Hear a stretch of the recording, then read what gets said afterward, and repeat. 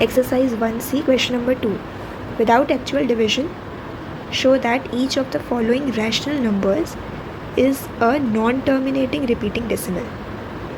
ये rational numbers हमें दिए हुए हैं एंड हमें शो करना है कि नॉन टर्मिनेटिंग रिपीटिंग है.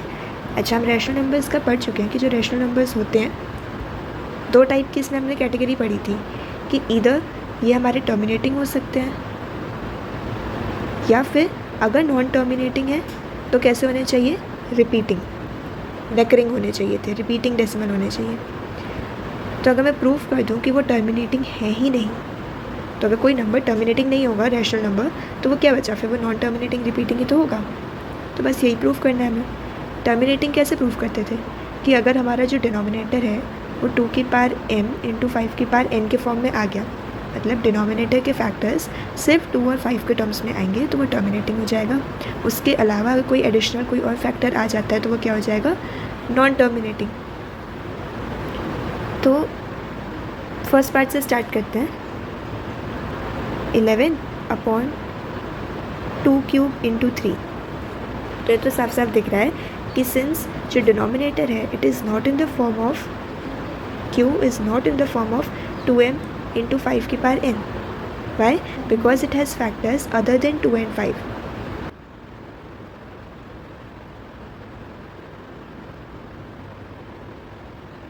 That is 3.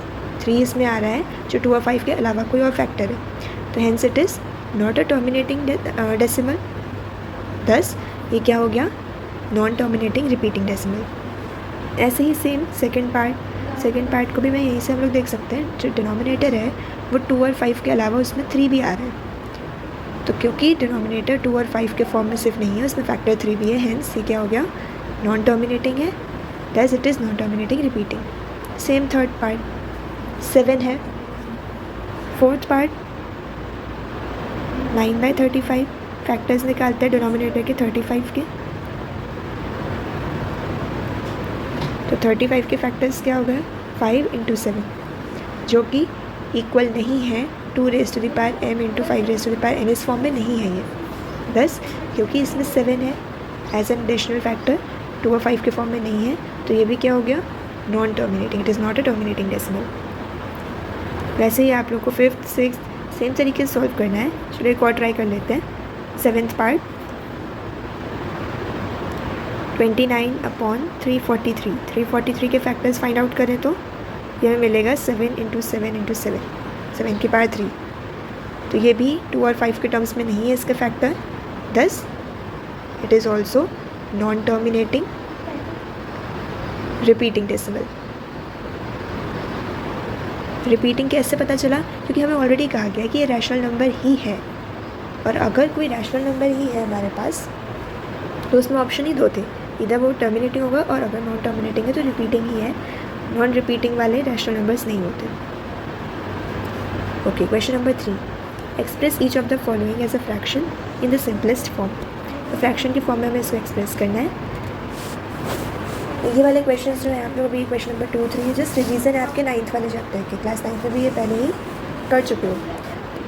Late us start with third part 0.24 and bar. Bar का मतलब क्या होता है कि वो पर्टिकुलर सीक्वेंस बार बार रिपीट करेगा. तो 0.24 बार.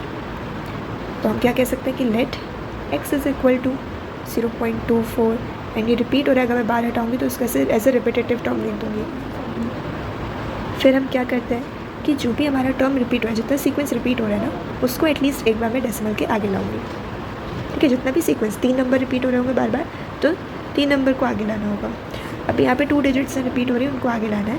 तो जो रिपीटेटिव टर्म को अगर हमें आगे लाना है, 2 डिजिट्स हैं, तो किससे मल्टीप्लाई कर दें कि आगे आ जाए 100 से. 100 से मल्टीप्लाई करेंगे तो 2 टर्म्स आगे आ जाएंगे. अगर एक सिंगल सिर्फ 2 को आगे लाना होता तो 10 से मल्टीप्लाई कर देते हैं. 242 को आगे लाना होता तो 1000 से. जितने डिजिट्स हैं उतने ज़ीरोज़ हम ऐड ऑन करते जाएंगे. जिससे हम एक साइड मल्टीप्लाई करेंगे उसी से हमारा लेफ्ट साइड भी मल्टीप्लाई होगा. तो दोनों साइड हम क्या कर रहे हैं, 100 से मल्टीप्लाई कर लेंगे. ये हमारी फर्स्ट इक्वेशन थी. सेकेंड इक्वेशन क्या हो जाएगी, 100x इज़ इक्वल टू 24.2424. सो तो ये हो गया सेकेंड इक्वेशन. ठीक है, फर्स्ट स्टेप हमने क्या कर लिया, इक्वेशंस बना ली. सेकेंड स्टेप में क्या करते हैं, जो भी बड़ी इक्वेशन है उसको स्मॉलर वाले से सब्ट्रैक्ट करेंगे. तो second equation minus first equation, subtract करते हैं।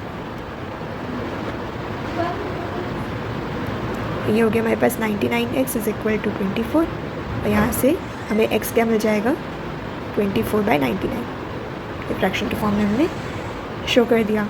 अच्छा, वैसे ही हम लेते हैं एक और फोर्थ पार्ट 0.12 एंड बार, और बार सिर्फ किस पे है 2 पर, तो इसको हम किस फॉर्म में लिख सकते हैं 0.1222 और 2 रिपीट हो रहा है सिर्फ, तो let x is equal to 0.1222। तो अब यहाँ पे क्या होता है, अभी तक तो देखो हमारे पास जस्ट डेसिमल के बाद रिपीटेटिव टर्म से स्टार्ट हो गए थे, तो डायरेक्ट हमने कर लिया। अब डेसिमल के जस्ट बाद रिपीटिंग टर्म नहीं है, उसके बाद एक 1 आ रहा है जो कि रिपीट नहीं कर रहा, रिपीट उसके बाद से कर रही है डिजिट्स।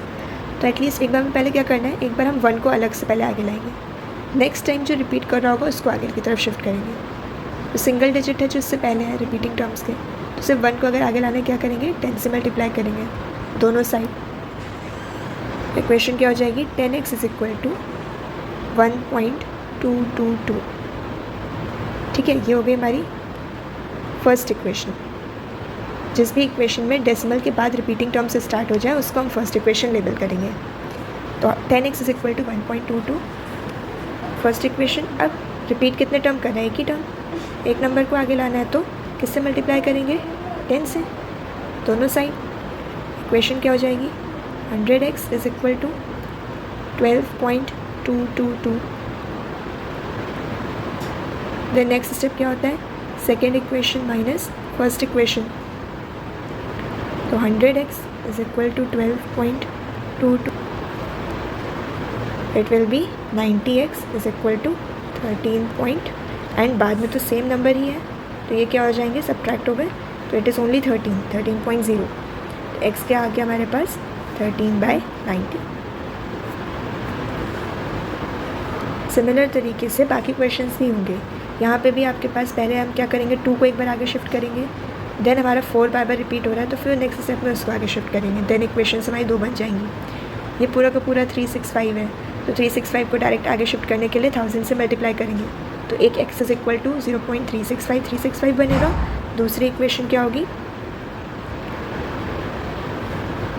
और दूसरी 1000 से मल्टीप्लाई करके बनेगी, तो 1000x इज इक्वल टू 365.365365, और फिर इक्वेशंस को सब्ट्रैक्ट करके x की वैल्यू निकाल लेंगे। तो ये अपने आप ट्राई करोगे जो ऑप्शंस मैंने लीव करे हैं। Thank you.